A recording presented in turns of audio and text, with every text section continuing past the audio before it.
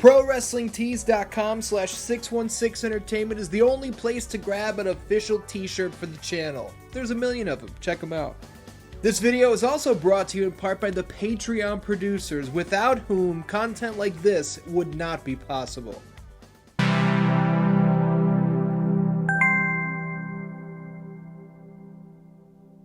Halloween H2O seemed to finally provide closure to the 20-plus year history of Michael Myers and Laurie Strode.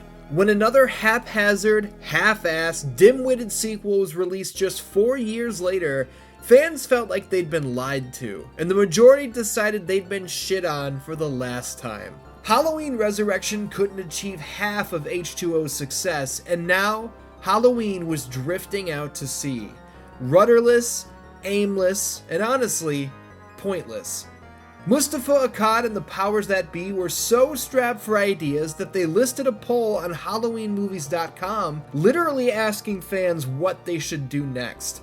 There was even an idea to continue on without Michael Myers, but it doesn't end there. Writer-director Dave Parker pitched an idea called Halloween, which would have pit Michael Myers against Pinhead from the Hellraiser films. Halloween was going to explain why Michael Myers does what he does, why he is what he is. Spoiler, it's because little 6-year-old Michael opened up the infamous puzzle box, allowing the Lord of the Dead, Samhain, yes, we're still pronouncing it like that, to inhabit his body, which of course Pinhead would then be upset about or something. No thanks. In the years after the release of Halloween Resurrection, writers were hired and fired, scripts came and went, and this series of videos I'm making is already approaching the 4-hour mark, so why don't we stop beating around the bush and just get to the point, right? We all know where we're headed. We are now stepping out of the original timeline and into... Well, hold on, the original timeline I guess kind of ended with Halloween 6, seeing as though H2O retconned out the Thorn trilogy and the continuity now was 1-2-H2O, so we are now stepping out of the second timeline and into... Hold on, does Halloween 3 count as its own timeline because it's completely unrelated to the other films?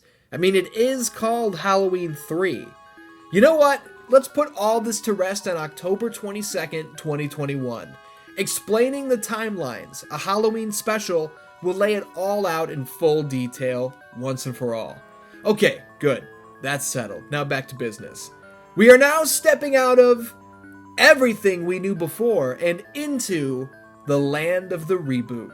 What's up, Dan-Dans? My name is Ian, and I want to say thank you for tuning in to the big finale, the history of Halloween Part 5, from Reboot to Reborn. Now, we all know Halloween Kills comes out tomorrow, and I know you all want to be perfectly 100% set and ready for the next big installment, and I've got you covered. We've been through the ups and downs, from the top of the line down to the so bad it's good. Hell, we've even been through the so bad it's best left forgotten. As fans of the series, we'd all made countless memories with these movies. But in 2007, it was time to let it all go. All of it. Halloween was moving on. The studio was heading in a brand new direction with a brand new director. And writer, as a matter of fact. Let's get to it. This is the history of Halloween Part 5, from Reboot to Reborn. Some of you watching this video may hear the name Rob Zombie and think of his music. Bangers like Dragula, Living Dead Girl, Super Beast, and more stand the test of time, in my book. The dude's music has a raw and unpolished feel that very few acts across the decades have been able to recreate. Others may hear Rob Zombie and have visions of his work in film. His debut feature, House of a Thousand Corpses, is like peering into a kaleidoscope of awful. And I don't mean the film itself is awful. I mean, the film throws a barrage of horrible images at you for nearly its entire 89-minute runtime. It's an endurance of insanity. The Devil's Rejects, Zombie's follow-up project, was more focused and even more deranged in some ways. Whether you're a fan of his work or not comes down to a matter of taste, and what your specific tastes are. What's undeniable, though, what comes in as stone-cold, indisputable fact, is that Rob Zombie knows what the hell he's about. Across the board, the guy's work has a look and feel that he breaks his back to achieve and takes complete ownership of. His art comes without compromise, which Universal Pictures learned very well when he was initially pitching House of a Thousand Corpses. Zombie reportedly made it abundantly clear that his vision was not mainstream, that it was gritty, it was nasty, it was weird.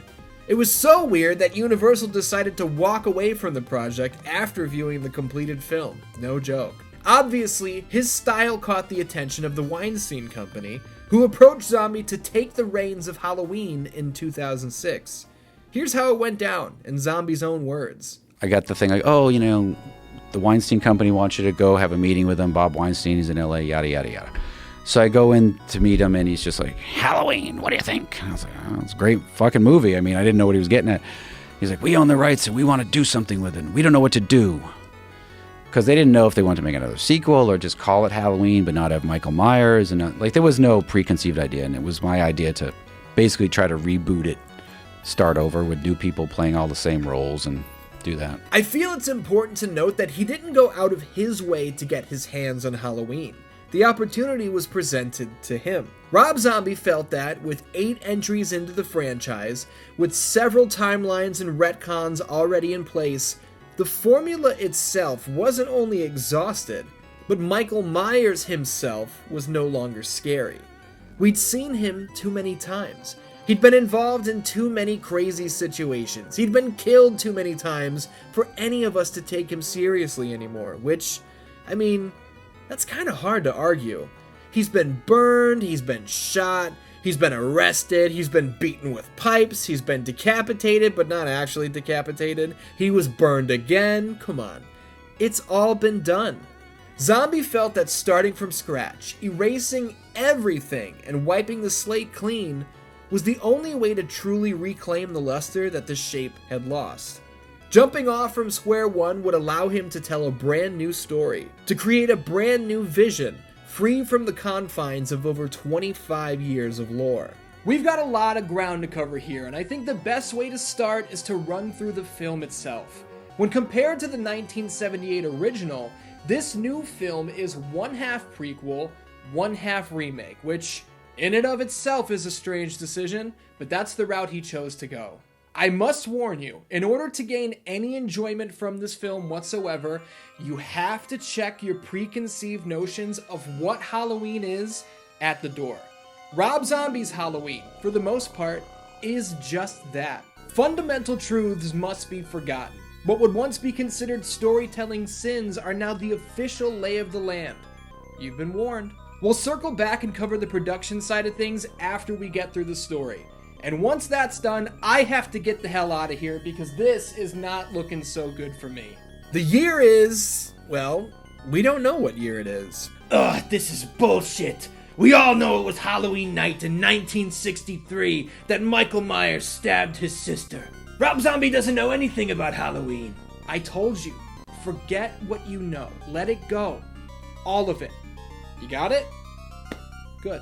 It's Halloween. A young boy in a clown mask is caring for his pet rat, while his dysfunctional family gathers for breakfast downstairs. The only untainted soul across the entire opening scene seems to be Angel, or Boo, as her brother calls her. Oh, he killed the rat, by the way, so you can lump this little guy in with the dysfunction already. Let's not bury the lead. This young boy is Michael Myers, and this is his home life. Jesus, heels, I'm gonna break it again on your fucking face. Enough! Okay. Ah! Fucking whore! When I tell you that every single character in this movie is a degenerate, I'm not exaggerating in the slightest. Meet stepfather Ronnie. I mean, he runs around like a little bitch. Give me a fucking break, he's probably a queer. And sister Judith. Elvis.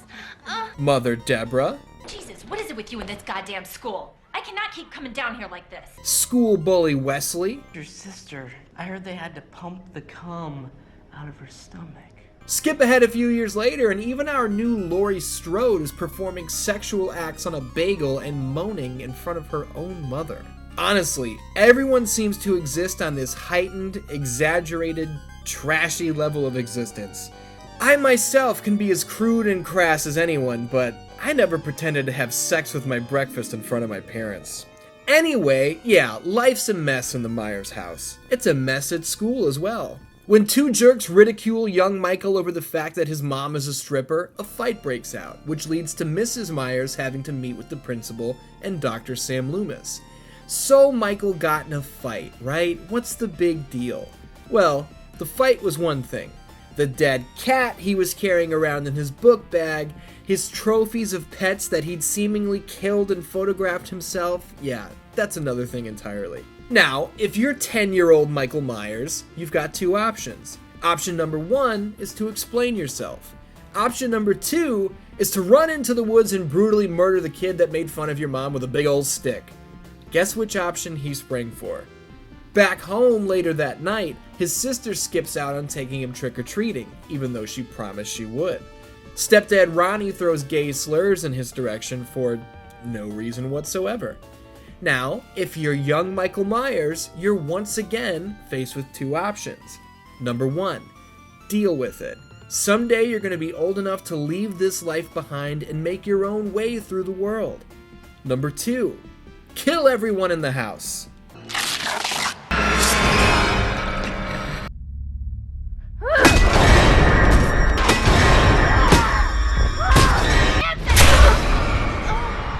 Only Baby Boo seems to make it out of the massacre alive, as Michael seems to have quite an affinity for her. When his mother gets home from work and finds the madness beyond the front door, all hell breaks loose. Over the next 2 years, young Michael goes on trial and is ordered to live out an unspecified sentence in a mental health facility, which includes daily appointments with Dr. Sam Loomis. Zero forward progress is made as the boy seemingly fails to recall what happened on that faithful Halloween night. He hides his face behind handmade masks, which Dr. Loomis believes provide him sanctuary from the real world around him. Though in Michael's own words, "Take it off. It hides my ugliness." Over time, his communication slows before coming to a complete and total halt, negating even the thought of forward progress, and instead regressing into utter silence. When left only with the nurse to keep an eye on him, Michael strikes again, stabbing the woman in the throat and watching her bleed out on the floor with a cold, dead stare.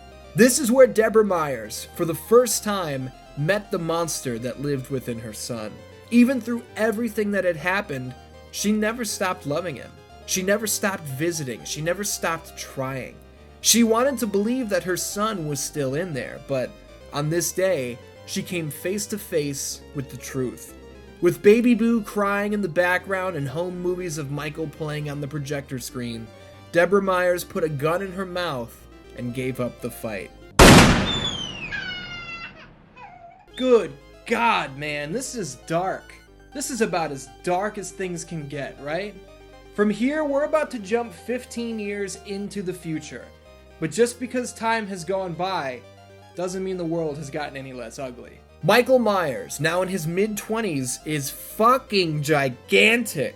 Standing nearly 7 feet tall, he towers over literally every other person around him. This was a creative choice by writer-director Rob Zombie, obviously, and I feel like the reception is 50-50.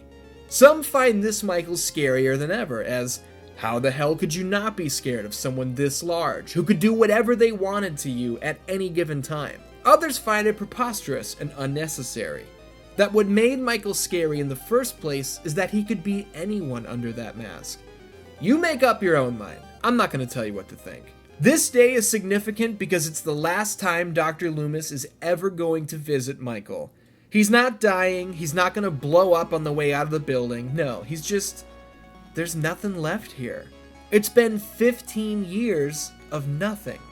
Loomis's marriage fell apart, his social life has completely stalled out, all because of his obsession with rehabilitating this troubled young man. It wasn't a total loss, though. I mean, he kicks off his book tour the second he drops the Myers case. What's his book about? It's about Michael. So while he wasn't able to get through to this poor kid, he was able to pocket a couple shekels off his likeness. It's a bit of a trashy give and take, to say the least. What happens next depends on whatever version of this film you have in your collection, or maybe whenever you saw this movie for the first time. I saw this one in theaters, so upon first viewing, Michael broke out of the sanitarium that night after he got the jump on a couple of guards who were ill-equipped to handle that sort of threat. If you own this film on Blu-ray or DVD, odds are you own the director's cut. It's the much easier version to find these days, and good God, it's a lot more graphic. In the director's cut, Michael doesn't murder the guards who were transporting him. He wasn't being transported at all. Two sanitarium staff members instead decide that tonight would be a good night to rape one of the female patients, and doing it in the hallway wasn't good enough. No, they wanted to do it in the cell of Michael Myers. Why? I don't know. I told you, everyone in this movie is a shit person. So, there we are, watching this woman being graphically, and I mean graphically. Look, I can't show this on YouTube, and I find it actually disgusting and completely unnecessary to use this as a throwaway plot device, so we're just gonna fast forward. Michael kills these guys, which is great. You never used to hear that, outside of maybe Halloween 5, but yeah, here we are, applauding as adult Michael claims the lives of his first victims. Before walking out the front door, though, he does come face to face with Ismael Cruz, a janitor who had looked after him from the day he stepped foot in the asylum.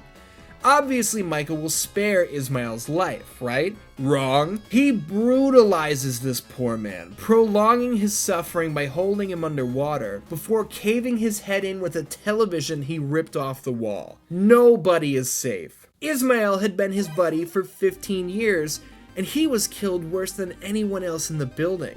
We are now nearly an hour into this film, and Michael Myers is still walking around looking like this. When in Sam hell is he gonna get the blue suit and white mask? Right now, as a matter of fact. After picking a fight with and killing a literally shitting Joe Grizzly, played by the one and only Ken Foree, we can put a check mark next to the blue suit. Yes, I'm aware it's more brown in Rob Zombie's movies. The point is this, it's the signature look, okay? The next day, oh shit. It's Halloween once again. Laurie Strode is sent by her dad to make a drop at the abandoned Myers house, where she's met by Tommy Doyle, the little boy she'll be babysitting later tonight. Inside the house is Michael Myers, who breaks through the floorboards to regain his original mask, which has now been weathered and damaged merely by the passage of time. If this is starting to feel like you've seen it before, it's because we've now completely exited the prequel portion of this film. Parts of Rob Zombie's Halloween are now going to be carbon copies of the 1978 John Carpenter original. I told you to check your preconceived notions of Halloween at the door when tuning into this reboot, but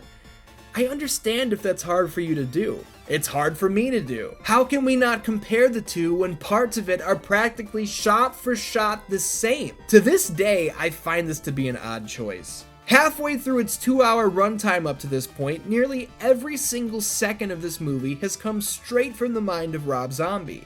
To reach the midpoint and decide we're not going to continue treading new ground, and instead tell nearly the exact same story we saw nearly 30 years ago, I don't really get it.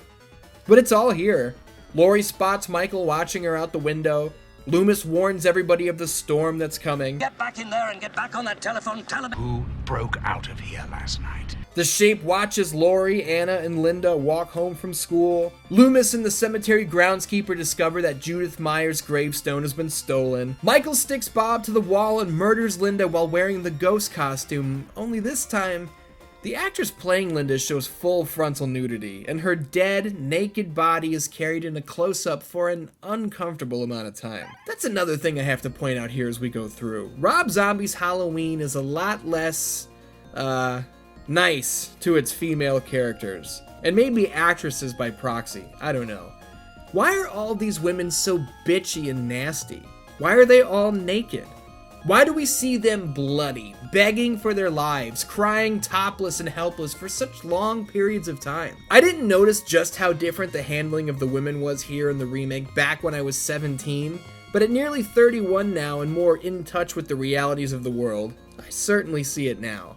Women are inherently more vulnerable than men. You know, most men don't have to walk down the street at night with the knowledge in the back of their mind that at any given moment, any member of the opposite sex could overpower them at the drop of the hat. So the fear is already there. Does it really make it more scary to not only kill the female character, but belittle and embarrass them by doing it while they're naked for all to see? I don't like it. It rubs me the wrong way. Bob's dick isn't flopping around during his struggle. Joe Grizzly doesn't cry and beg for his life. He actually challenges Michael and holds his own for a few seconds. Annie is topless for literal minutes, compared to her boyfriend who, even while having sex, doesn't even take his shirt off. I'm not trying to make a big deal out of this. It is what it is. I'm just saying.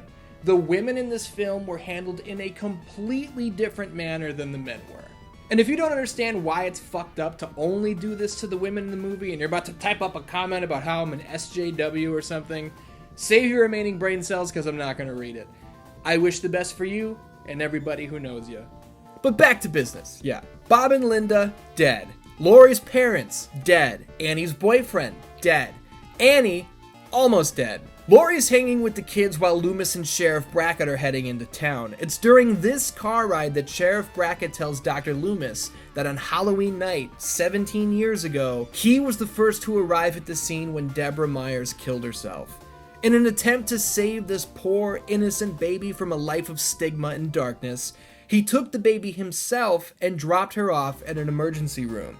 His report on the scene of the crime made no mention of Baby Boo, completely erasing her from existence. Baby Boo was later adopted by a loving family, the Strode family, which placed her right back in Haddonfield, the very place the sheriff had tried to save her from all those years ago. Neither the Strodes nor anyone else other than Sheriff Brackett, and now Michael Myers, is aware of her true identity. That's why Michael has come home.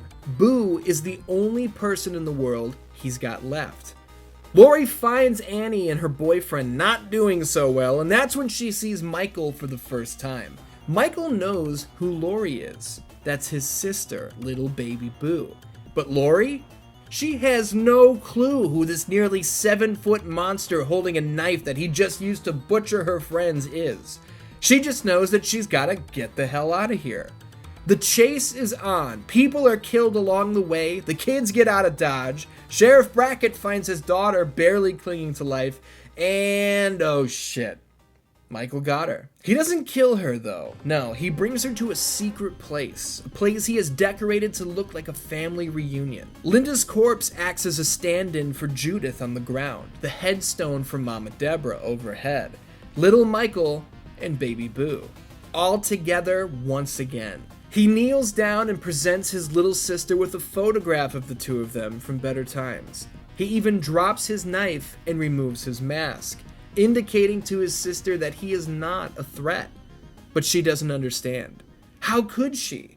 She doesn't know that's her in the photo as a baby. She doesn't know that the monster in front of her is that young boy. Why would anyone connect those dots? I mean, as far as we know, Laurie isn't even aware that she's adopted, so of course this doesn't make any sense to her. So, she does what anyone would do. She seizes the moment and stabs this big bastard before trying to escape. She winds up cornered, and that's when Dr. Loomis swoops in, delivering several gunshots to his former patient's back before leading Laurie to safety. It's worth noting here that Loomis didn't shoot Michael in the head. He didn't even empty his gun, the way Pleasance Loomis did. Our new Loomis begged and pleaded with Michael to stand down before pulling the trigger. He still didn't want to hurt him, and only did so when it was clear that he had no choice in the matter. It seems like it's all over, but it's not. Michael's back up and he takes Laurie into the house. Once again, Loomis pleads with Michael. He blames himself. He offers himself up in place of Laurie, and it doesn't go well. Michael crushes his head, and now it's time for another chase. We've had our foot on the gas for a while here, and we're just about to the point of exhaustion. After several minutes of carnage, Michael spears Laurie through a wall and off a balcony. Laurie is the first to wake up, and she does so with Dr. Loomis's gun in her hand. Having completely snapped, she sits in a mounted position on this monster, pulling the trigger over and over to no avail. Michael springs to life and grabs at his sister's hand, who pulls the trigger one more time, finally finding the last bullet in the revolver. A blood-soaked Laurie Strode screams bloody murder. The sirens close in, and home movies of Michael and Baby Boo carry us into the credits. There it is. Love it or hate it, there it is. Rob Zombie's Halloween. Some of you have been commenting from the very start of this series that you couldn't wait for me to get here because these are your favorite installments across the entire franchise. Others have been waiting for the exact opposite reason. You hate these movies and you couldn't wait for me to bury them. Where do I fall on Rob Zombie's first Halloween film? I hope I don't disappoint anybody, but I don't love or hate this movie. It's far from my favorite, but it's definitely better than stinkers like 5 or Resurrection. Is it a bad movie? No, I don't think so. I've seen bad movies, and I don't think this one falls quite into that negative of a category. The other question is, do I like this movie? No, not really. I think the dialogue is a glaring issue. I find most of the characters are speaking the exact same voice and speaking with the exact same cadence, which usually comes back to either the writer or director, and in this case, it's the same person.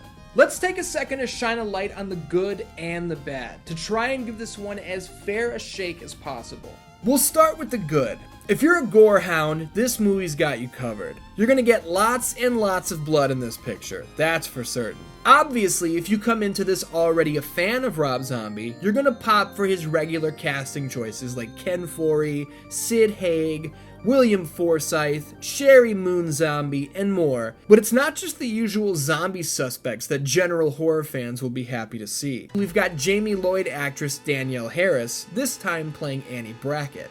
Her dad, Sheriff Brackett, is played by the legendary Brad Dourif, aka the voice of Chucky, the Gemini killer from The Exorcist 3, all 3 Lord of the Rings films. Seriously, Brad Dourif is an under-celebrated actor. The guy is great. Malcolm McDowell of A Clockwork Orange fame, or maybe you recognize him better as President John Henry Eden from Fallout 3, or Metallo from Superman the Animated Series, whatever. He's another big-timer. There are too many to name, so we'll draw the line on the cast right there. There are several excellent shots here in Rob Zombie's Halloween that I can't ignore. I absolutely love the image of Loomis giving his speech on the first stop of his book tour. He's just visited Michael for the last time, seemingly in an attempt to close that chapter of his life. And look at him now. Even if they're no longer in contact, this boy is now looming over the doctor, casting a larger shadow than ever before. Before Michael killed everyone in the house 17-ish years ago, he was watching The Thing from Another World on the television. Now, in present day, with little Lindsay Wallace right in front of him, vulnerable and unaware of his presence, Michael doesn't attack. If you watch his mannerisms and eyeline, you'll notice that Michael isn't paying attention to Lindsay at all. He's watching the movie with her, finally getting to see how The Thing from Another World ends. One more cool moment, why not? At the end of the film, when Laurie is trying to blow Michael's brains out and he grabs at her hand, it's not exactly clear what his intentions are. Is Michael unsuccessfully trying to thwart her attack? Or maybe, just maybe, is he steadying her hand? Maybe he's trying to make sure she gets the job done so that he can finally check out of this life and fade away. Even Rob Zombie has confirmed that this moment is up for debate, and I myself find it to be very intriguing. Now the bad. The dialogue largely sucks, and is crude for the sake of being crude. Some of the acting in general will make you stop and wonder how on earth they wound up using that specific take for a certain line. Ma, Judith is wasting all my time. I do not enjoy calling you down here. It sure seems like you fucking do. It's amazing that even with as gross as this film is, this is a super toned down version of what was initially scripted. If Rob Zombie had his way, Michael wasn't going to be washing blood off a scalpel in the bathroom. He was instead going to, be having a good time with himself over the corpse of his now dead pet rat. If he had his way, Michael didn't just stab and slash at Judith. He instead was scripted to, and again, I'm wording this as nicely as possible, he was going to forcibly insert the bloody baseball bat into his sister. Yeah. These are the moments where it's actually really great to have someone on set who's able to step in and just say, no.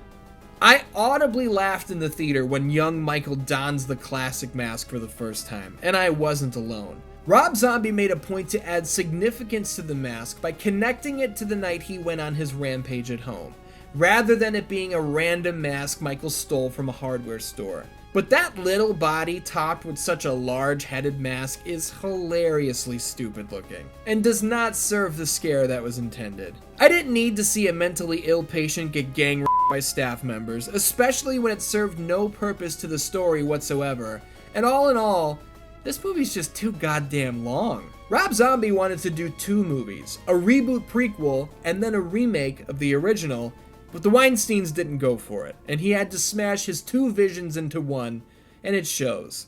Rob Zombie's Halloween was by far the longest entry into the franchise at the time, and even today, in 2021, is still the longest film in the series. There's a feeling out there that Rob Zombie doesn't get Michael Myers. He doesn't understand Halloween. You know, I sympathize with this argument because I know how I feel about how Zack Snyder handles Superman, which is another conversation for another time. But if you really look at Halloween 2007 and you listen to what Rob Zombie was saying leading up to its release, I don't think the issue is that he didn't understand. I think what most people take issue with is the fact that Rob Zombie purposely made decisions to make this unlike any Halloween movie you've ever seen before. Oh, you love that Michael Myers has no clear drive or motive. Let's turn that on its head. Let's lay out a clear motive in painstaking detail. You love that Michael is seemingly a normal man, enraptured by evil incarnate. Throw it out the window. Now he's 6'10" and he'll tear a house down with his bare hands to get at you. Michael's a silent killer and you never really know what's going on behind those eyes. Hey, how about he surrenders himself to his sister, presents a photo of the 2 of them together, takes his mask off, and shows remorse, possibly even an ability to put these vile acts to an end? How about he talks to her? Yeah, in the original script, Michael actually kneels down in front of Laurie and says, "Boo." I get the idea that Laurie would take it as this big scary man saying boo like he's trying to scare her, when in actuality, it's Michael breaking his silence and calling his sister by name. It's an interesting idea, it really is, but it was cut. If you don't like it, that's your prerogative, but I at least hope you don't like it for what it is rather than what it isn't. I always try and share a personal story with you guys, and this installment will be no different.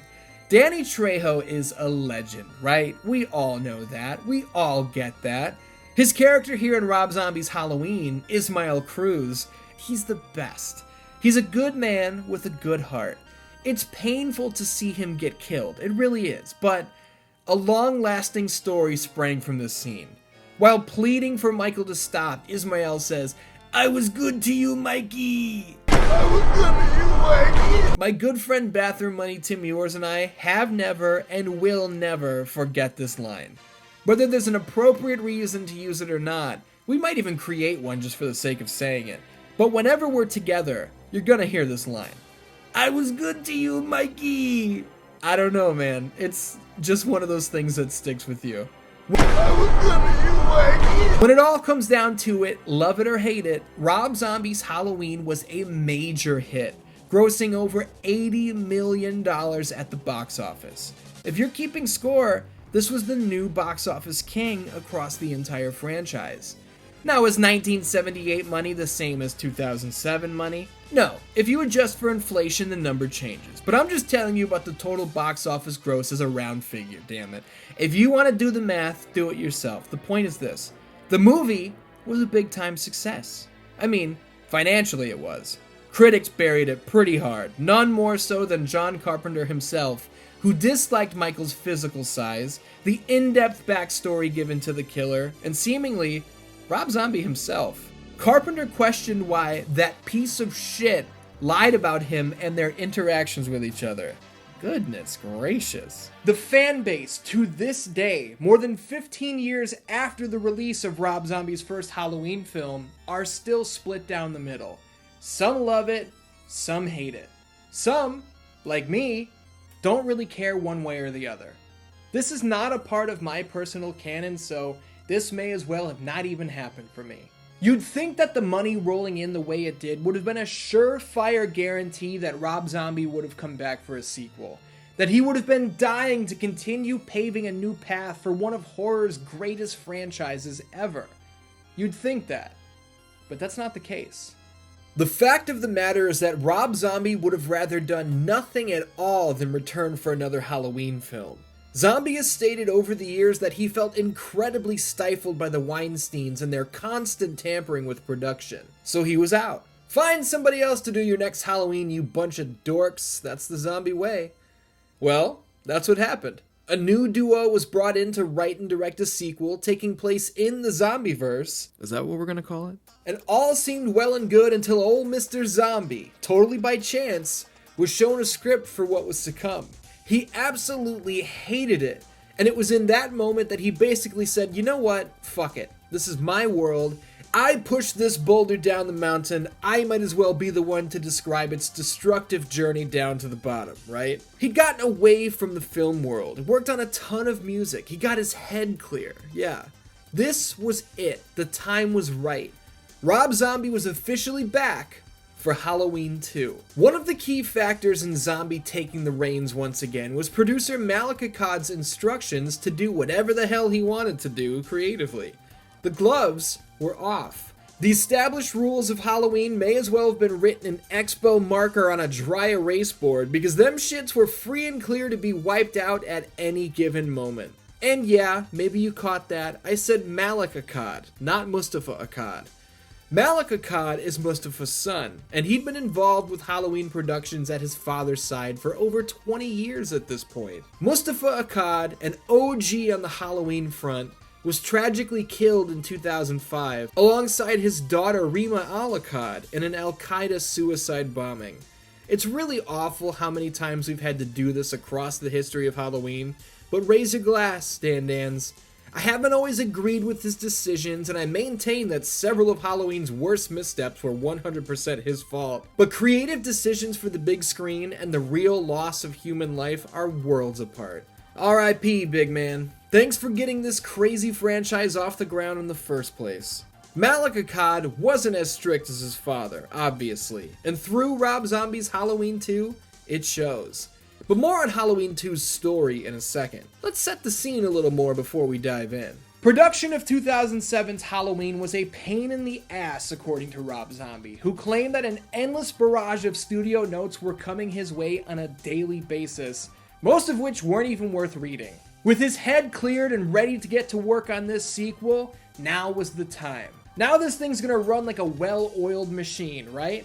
Nope, not a chance. Zombie stated in the audio commentary for the movie that an entire day's worth of work was completely lost when the cans of film were accidentally X-rayed at the airport. The weather was a nightmare the entire time. Honestly, how fucking often does it snow in Atlanta, Georgia? The role of young Michael Myers was played by Dave Ferrick in 2007, and I'm probably botching his last name, and I'm sorry. Why did he have to be recast? Was it because he's a bad actor? Was it because Rob Zombie didn't like him? Was it because of some other reason? No, none of those. He's a great actor. Seems like a good guy. He just grew. The size and the age didn't line up anymore, so it was like, fuck, we need a new kid. Let's dive into this story. Here we go. There's an on-screen explanation of the white horse motif, which, what the hell does that mean? What white horse? Oh, I guess Michael's mom gave him a white horse toy back in the mental health facility days and they bonded over it. Weird that we didn't know about that before, seeing as though it's present in Michael's every waking thought and is a huge part of why he's doing what he's doing. It's almost like the white horse thing didn't exist at all in the first movie, or this movie, until right before they started shooting. If you didn't sense the sarcasm there, I'll spell it out for you. This angle was added so late into production that it almost didn't even make the cut. But here it is, the crux of Michael's entire journey, and it came together literally because Rob Zombie saw a white horse while out on a drive and was like, man, that's pretty cool. Moving on. Much like the 1981 film of the same name, Halloween 2 picks up right where the previous film ended. Well, sort of, in this case. We saw Laurie in a mounted position on Michael, covered in blood as the sirens blasted and the cops rolled in. Here in Halloween 2, I guess the cops never showed up? Laurie's wandering down the street alone and it's Sheriff Brackett who catches up to her, assuring her that it's all over. She's rushed to the hospital and they're working on pretty much putting her back together in gruesome fashion. Michael's body is loaded into an ambulance and taken away by 2 EMTs who joke about how hot Linda's dead body was. Yeah, 7 minutes in, and we've got 2 hillbillies discussing necrophilia. This is indeed a Rob Zombie film. Michael busts out and kills them, then he drives the ambulance himself, right? No. They hit a cow, which kills the driver instantly. It's only then that Michael wakes up and dispatches the other EMT before walking away into the night to meet up with the ghost of his mother and the white horse. Man, back to that cow for a second. That goddamn cow woke up Michael Myers. What have you done with your life? There's a 20-minute chase scene here where Michael arrives at the hospital and kills everyone, chasing Laurie up and down the halls before finally delivering the death blow. Nope! It was all a dream. Yeah, 20 minutes of heart-pounding action, and none of it really happened. I hate that shit. It's 2 years after that horrible night. Laurie now lives with Sheriff and Annie Brackett, and she's a rock and roller. Her bathroom is covered with 666 and pentagrams. She has a Charles Manson poster in her room. She works at a record store that simply oozes Rob Zombie's favorite bands like Frank Zappa, Alice Cooper. I swear, this movie is so overdosed in rock music, it's like watching Bam Margera's Haggard. If Bam gets shit for injecting him and CKY into everything, Zombie is fair game as well. Why does every Rob Zombie movie feature characters with this long, twisty hairstyle? Wait, why does everyone in this movie look like Rob Zombie? Laurie is straight up dressed like him from head to toe, I swear to God. Michael Myers himself walked right off the set of a Rob Zombie music video. And don't get me started on the scene where Laurie is screaming obscenities at the camera, a shot that is copied and pasted from the Dragula video. It's too much, man. It's too much. Break time, guys. Quick break. I fucking hate this movie. I hate this movie. I gave Rob Zombie's first film a fair shake. I was totally honest. There's some really cool shit there, and I put it all over to the moon, but I fucking hate this movie. From the white horse nonsense that was added in at the very last second and totally didn't exist in the first movie, so it doesn't really make any sense that it exists here, to this meandering plot of he's coming, she's fucked up. He's coming, she's fucked up, ad nauseum. There are characters and locations that we spend so much time with here that don't matter at all. But that's just my opinion. I have kept a very clear line across this entire story of what is my opinion and what is the fact of production. I just had to get that out there. Now let's get back to the story. Annie and Laurie's relationship is in tatters because Laurie can't deal with her trauma, and she sees the Bracketts as reminders of her pain. Dr. Loomis is now a snobby, assholian, misogynistic celebrity author who goes as far as telling his assistant that when he wants her opinion, he'll beat it out of her. Classy. What's Michael been up to these last 2 years? Well, I'm glad you asked. He's homeless. He's a drifter who eats out of people's trash. He's somehow found a hoodie that fits a 7-foot, 300+ pound man. I've made it clear several times that I personally don't need to know what Michael does when he's not stalking Laurie. Resurrection had the bed and the doll shit. Halloween 5 had the hermit's house. I don't need to know this. Leave it alone. But hold on, I want you to meet H2M4. That's my code name for him. Hobo Hoodie Mountain Man Michael Myers. When he's not killing hillbillies in the fields, he's having visions of the pumpkin goblins who are eating Laurie for dinner? What the fuck? Clearly adult Michael's mental maturity capped when he was in the asylum, as indicated by young Michael being present in these visions and speaking on his behalf. Eventually H2M4 happens upon the Rabbit in Red, the strip club where his mother used to work. We spend 10 minutes here with these jabronis before Michael kills them all in gruesome fashion where, if you were wondering, yes, both of the men stand up to Michael and actually strike him first, despite the fact that he's the size of Kevin Nash, because men don't take no shit. Meanwhile, the lone female character winds up, what else? Brutalized, but only after running around naked and screaming for help for a lengthy period of time. Classic Rob Zombie. You gotta love it. But enough meandering, something important happens here. In his quest for continued fame and fortune, Loomis releases another book, where he divulges the secret that Sheriff Brackett told him in confidence back in 2007. Laurie Strode is actually Angel Myers, Michael's sister. Laurie finds out about it, and it's not a pretty sight. To deal with her troubles, she goes to a rock and roll Halloween party, of course. This fucking band plays like 3 songs, and the singer gets minutes of screen time to tell shitty jokes that don't even get over with the crowd in the movie.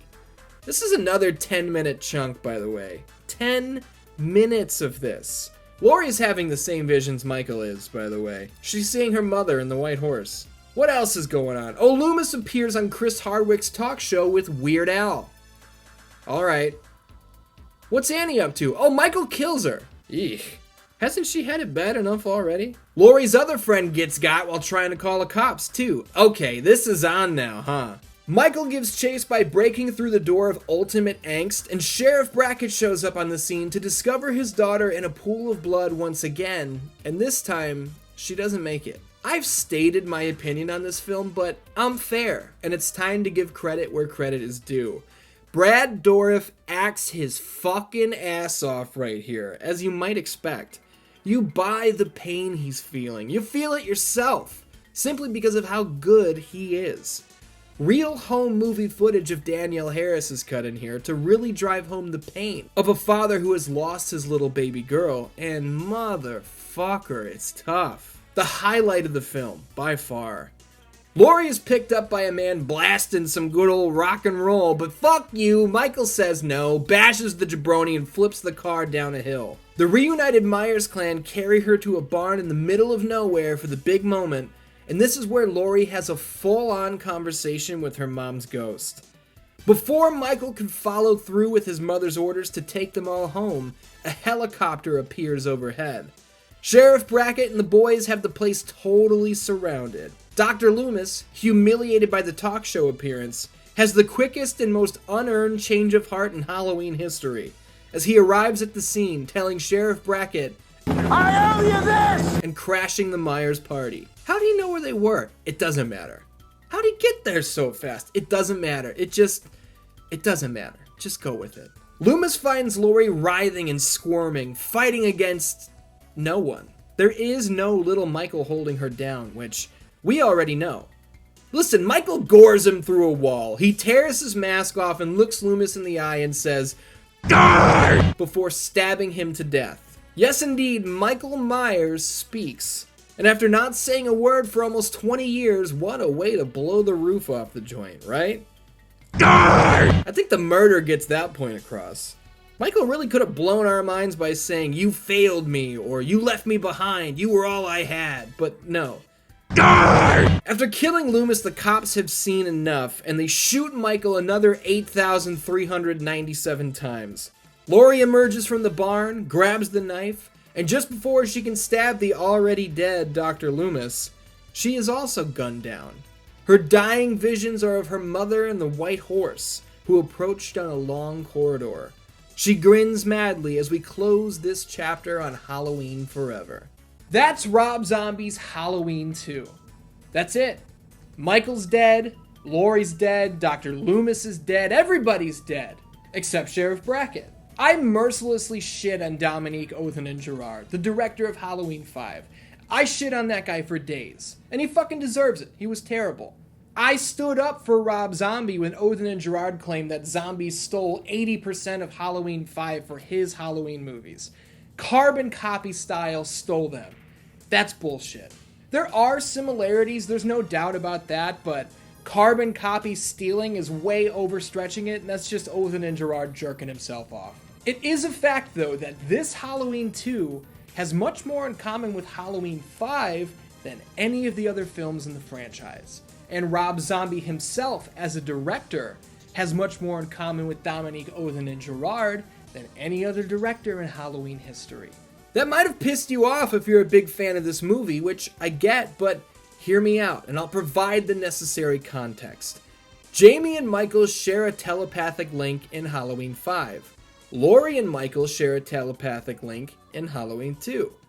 Michael expresses human emotion in Halloween 5 by removing his mask in front of Jamie and shedding a tear. In the zombie-verse, Michael shows human emotion in the form of removing his mask and presenting himself to Laurie, and even speaking to Dr. Loomis. Dominique Othen and Gerard was notorious for shooting scenes on the fly, scenes that weren't scripted, merely because he saw something that looked cool and wanted to use it, which caused major headaches on set. The whole chase with Jamie and the janitor through the hanging laundry. There you go. On the fly. Rob Zombie? Shit, he's even worse. The white horse is a crucial plot point in Halloween 2. Meanwhile, it was just some cool shit he saw on the side of the road one day, and injected it into a completed script. The pit of bodies at the hospital in the dream sequence, that wasn't in the script. Zombie saw the pit and asked, "Hey, can we get 25 extras to play dead bodies? I have an idea." This is not how these types of films are usually made, and this defining characteristic of, "I don't care what the script says, let's do this thing I just thought of," is a common thread across only 2 directors in Halloween's entire run. Dominique Othen and Gerard, and Rob Zombie. You can do with that information what you will. I don't really care. Is Rob Zombie's Halloween 2 as bad as Halloween 5? Fuck no, it's not as bad as Halloween 5. Zombie's Halloween 2 is at least entertaining in certain parts. Visually, it's super slick. The kills are brutal. Halloween 5 is a boring fucking slog throughout. I've made it clear that I will never watch Halloween 5 again. I'm done with it. And while Zombies Halloween 2 isn't as bad, I'm never gonna watch this one again either. The strip club scene, the Halloween concert, I swear there were parts of this film where I was audibly saying, "Oh my god, can we fucking move on?" I hate this movie. But nothing tops Halloween 5 on the shit pile, let's make that abundantly clear. I just don't understand what some of the rationale was here. So Michael gets killed by getting shot a bunch of times. Man, never seen that before. He literally got shot point blank in the head at the end of the last movie. Why is this the final straw? Rob Zombie himself has stated that there's really no way to explain how Michael survived that headshot. So his rationale was, maybe Laurie's a bad shot. I don't know. Who cares? I'm serious about that, by the way. Direct quote. The characters in the Zombieverse just don't click for me across the board. And to best explain why, I'm gonna point to Eastbound and Down, an HBO comedy that is absolutely hilarious. In the beginning, Danny McBride's character, Kenny Powers, is an asshole. He's the asshole. Everyone else, from his love interest to his co-workers, his brother's family, his boss, they're all normal people. They look at how he acts, how he treats people, and they're appalled. They're appalled because of how off the wall Kenny Powers is. The dynamic is spot on. Fast forward to season 3 of Eastbound and it's out the window. Jason Sudeikis' character is basically just another Kenny Powers. Once even-keeled and balanced, April is now just as off the rails and crass as Kenny. Stevie Janowski has gone further off the deep end than ever before. When everyone is crazy, there's nobody to rationally react to Kenny Powers. Nobody can hold up the mirror and say, "Look at yourself, look at what you're doing." In the Zombieverse, sanitarium staff are horrible EMTs openly joke about having sex with the corpse of a teenage girl. The local stepdad threatens to heal his broken hand only to break it again on his stepson's face. When everybody is crazy, there's nobody to rationally react to Michael Myers. Nobody can hold up the mirror and say, "Look at yourself, look at what you're doing," because they're already r***ing a patient at the asylum just for kicks. It doesn't work for me, not in the slightest. And I chose Eastbound and Down just because it works. Danny McBride being a co-writer on the new Halloween films is purely coincidental, which I find funny. Also unrelated, shout out to Margot Kidder, who plays Laurie's therapist here in Halloween 2. Margot Kidder played Lois Lane opposite Christopher Reeve's Superman, and she was great. Rest in peace to another legend. It's worth noting that Zombies Halloween 2, much like its predecessor, is also vastly different between theatrical and home video releases. When I saw this one in theaters, Laurie wasn't gunned down. She wasn't killed at all. Michael took a sniper rifle bullet and was impaled on farm equipment, and Laurie told him, "I love you, brother," and stabbed him to death. She then emerged from the barn wearing Michael's mask, only to take it off a second later for some reason, and we closed with her in the sanitarium having the white horse vision. In the theatrical cut, Michael kills Loomis by viciously carving him to pieces, but he never speaks to him. Those are the main differences between the two, but Zombie has stated that the director's cut is the real cut. Laurie surviving through this movie was a forced reshoot by the studio, who wanted to protect their investment for what they assumed would be Halloween 3. Personal story time, I know you guys love these. This was the first Halloween film I saw in theaters that, when it was all said and done, when the lights came back on and I walked out, I didn't like it. I was, 18, 19 then? I didn't even like it then. I saw this one with my buddy Bathroom Money Tim Ewers, and he didn't like this one either. This was a sad day, man. It's a sad thing to look back on now. You know, you get older, you don't see your friends as often as you used to. Maybe you got married and you have kids. Maybe you moved really far away. Maybe you've got a crazy job that takes up all of your time. Things change, you know? But there are always those things between you that are a constant. They're things that you can bond over. Halloween was one of those constants. And here in 2009, for the first time, I think both of us were left so disappointed that we were just ready to let it go. The tide had turned, this new universe had started, this new timeline had kicked off, and we were along for the ride. And it just didn't turn out in any way that suited us. These characters may have been carrying the same names as the ones we grew up with. The mask may have looked the same, but it didn't feel the same. This wasn't anything even close to resembling the Halloween that we recognized, and that really sucked. I'm not trying to vilify Rob Zombie here. I respect his decision to reboot the series. I totally get that it was too far gone to do a straight Halloween 9, but just because I respect his decision as an artist doesn't mean it worked for me or hit me in any meaningful manner. But hey, Rob Zombie didn't make Halloween for a kid who grew up loving it, a kid who wanted more, a kid who wanted this crazy story to never stop unfolding. He made Halloween for himself. He made Halloween as an artist who looked at a convoluted and broken franchise and said, I'm going to do it all differently. I'm going to try to do it my way. Otherwise, why am I even here? Can I fault him for that? No, not really. But I'd be lying to myself and all of you if I pretended that these two films mean anything to me in the grand scheme. When it all comes down to it, the fan base was then and is still now divided by these two films. Love them or hate them, they exist. I don't really care which side of the fence you fall on. You're totally entitled to your opinion. If Rob Zombie's Halloween 2 is your favorite in the whole series, hey, that's great. We all have different tastes. No one is right or wrong. Rob Zombie has spoken at length about some of the backlash his installments have garnered, and this direct quote is coming from an interview Zombie gave to Scream magazine. He stated, "The fans will say whatever they will say, but they don't know how this industry works. They say Rob Zombie destroyed the Halloween franchise. No, I pulled the franchise out of the direct-to-video world, my friend. That is where it was headed when I came on board." Is he right? 100% he's right. Halloween had been in danger of falling into irrelevancy several times. There's no question about it. There's an argument to be made that without Rob Zombie's contributions, Halloween would have faded into laughable, direct-to-video obscurity, and we never would have gotten the films we're getting today. But let's wrap this before we jump into those. Hold on. Critics hated Halloween 2. Many fans hate Halloween 2. In the dollars and cents department, it pulled in $39 million at the box office, which just barely puts it ahead of the much-maligned Halloween Resurrection. Rob Zombie was contacted for a third installment and promptly declined. Over the next 9 years, the Halloween franchise would go through several stages of flux. At one point, a third film in the Zombieverse was coming together under the name Halloween 3D. Hey, remember 3D? Obviously, it never came to be. This cycle of announcing projects, delaying them, canceling them, announcing them, almost shooting them, and canceling them will continue all the way up until a brand new entry finally hit the series in 2018.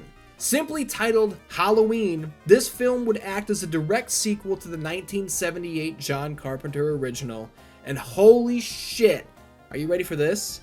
John Carpenter's back. Not as director, no, but composer, creative consultant, and executive producer, which is fantastic. Nick Castle, the original Shape, even dons the mask for a scene or two. And Jamie Lee fucking Curtis returns as Laurie Strode. Halloween was back, no bullshit. No thorn curse, fake beheading, no dangertainment, no Rob Zombie hillbilly spook house shit, none of it. This is Halloween. It's scary, it's mysterious. Michael and Laurie aren't even brother and sister anymore. Remember how John Carpenter hated Halloween 2 and regretted making them siblings for decades? Fuck it, it's out of here, we're done with it. Michael Myers is back and he's going on a killing spree because that's what Michael Myers does. What's his motive? Fuck a motive. This is what he does. Is Laurie Strode gonna lay down and take it? Hell no, she's not. She's been waiting for his goofy, spooky ass to fuck around and find out for 40 years. And spoiler, Halloween 2018 is good. It's not perfect, but it's good. And after all the bullshit we've been through, good is right as rain for me. That old school excitement, that breathtaking, ass-clenching chill you get when Michael Myers appears on screen, it's back. The dread of knowing he can be absolutely anywhere is alive and well, and holy shit does that feel good. This leads us to present day, and if you're watching this on the day it dropped, October 14th, 2021, Halloween Kills comes out tomorrow. And I know we're all way too excited for the next installment in this ridiculous franchise. Across the last 6 months, or about 4.5 hours if you're binging these videos right now, I just brought you up to speed on everything you need to know about Halloween. Over 40 years of history. Now, the next step is on you. Turn out the lights, grab a copy of Halloween 2018, and really feel it. Drop your cynicism. Don't pick everything apart. Get lost in the world of Halloween. Remember what it felt like to suit up in your favorite costume, to roam the streets of the neighborhood, going door to door trick-or-treating until only the moon overhead illuminated your path. Visualize the moment upon returning home where you dumped all of your candy out onto the floor and took inventory of the night's treasures. If your nights were anything like mine, your dad would pop in and snag a few of his favorites, and there wasn't a damn thing you could do about it. You'd put up a fight as a joke, but deep down, you were happy to share. Halloween can mean any number of things to any number of people.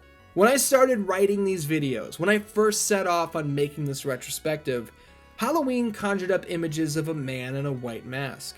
It conjured up images of that big knife, catching a glint off the streetlight from across the way.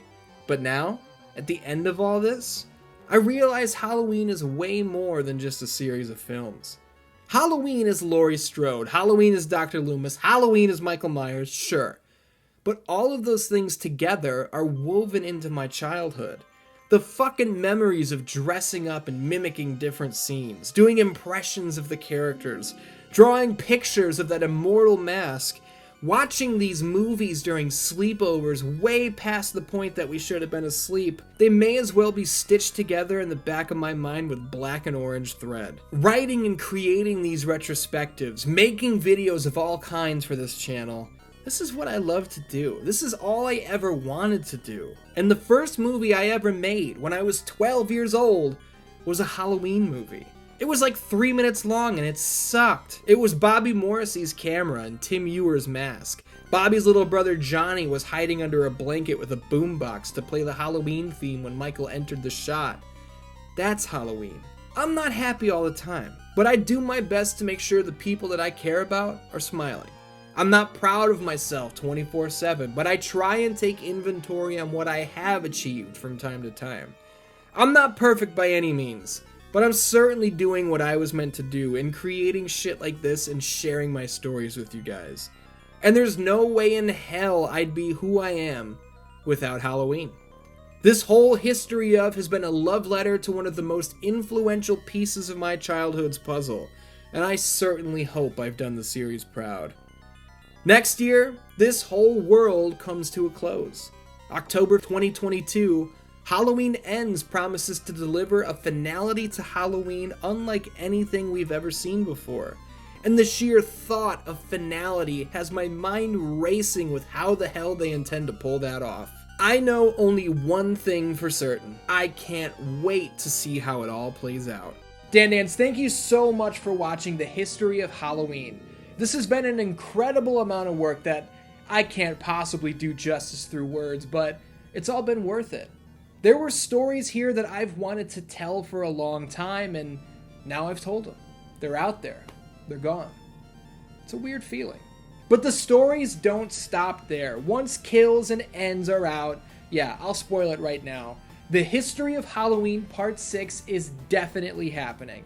Full, in-depth, retrospective treatments for all 3 of these modern films. The only way to do it properly was to do all 3 of them together. You understand. But I'm not disappearing from horror coverage altogether just waiting for that video to be timely. No, sir. You've got a brand new Halloween video coming your way next week. There are so many stones to turn over, so many other franchises to dive into. Our work is just getting started. I took a major chance going from focusing solely on wrestling and video game content and veering into the world of horror films. It was a big risk, but you guys have made it loud and clear that I did the right thing, and I thank you so much for that. I hope you stick around to find out what's coming up next, and if you want to support this one-man crew, I mean, I write these videos, I shoot these videos, I edit these videos, I do all this shit myself. If you want to help make things like this possible, head over to patreon.com/616entertainment and sign up at any level you choose. You don't have to, but if you decide to, certainly doesn't piss me off. Until next time, I love you, and I will see you soon.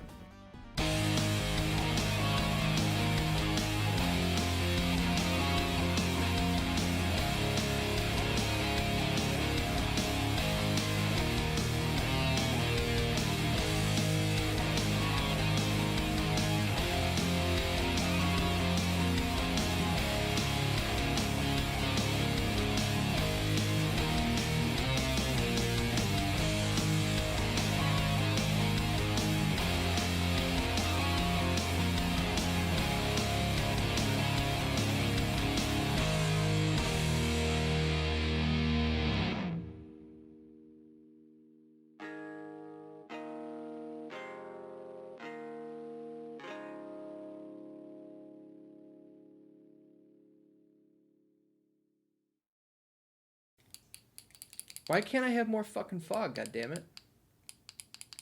I want more fog. Give me fucking... Hey, Jesus Christ. We've got a lot of ground to cover here. Fuck. That he would have been dying to build on the foundation of this world and fuck. Not fuck, I just don't know my lines. I'm sorry, I do, I hate it.